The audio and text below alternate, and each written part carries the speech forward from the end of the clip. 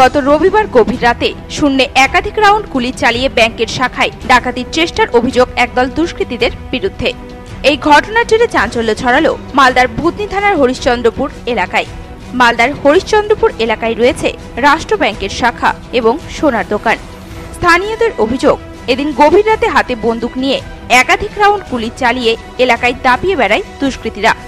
সেই সময় স্থানীয় বাসিন্দা এবং এলাকায় কর্মরত পুলিশ কর্মী খবর দেয় থানায়। এরপরেই পুলিশ ঘটনাস্থলে পৌঁছলে পুলিশি তৎপরতায় বিফলে যায় ডাকাতির চেষ্টা। ঘটনাস্থল থেকে পালিয়ে যায় দুষ্কৃতীরা।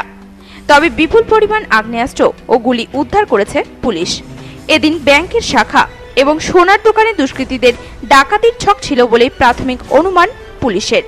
এই ডাকাতির ঘটনাকে ঘিরে রীতিমতো আতঙ্কের পরিবেশ সৃষ্টি হয়েছে এলাকা জুড়ে। প্রশাসনের কাছে নিরাপত্তার আবেদন জানিয়েছেন স্থানীয়রা।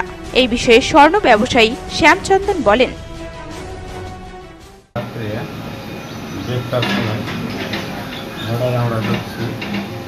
শুনতে পেলাম যে আওয়াজ হলো, কিসের জোরে আওয়াজ হলো, গ্রিন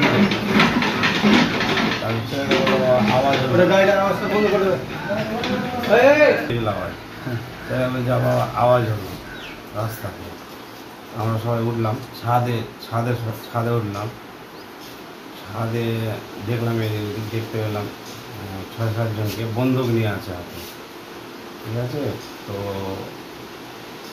সেরকম ওরা ক্ষতি করতে পারেনি, ফায়ার টায়ার করে আবার এদিক ওদিক দেখে থেকে আবার চলে গেছে ফায়ার টায়ার করে।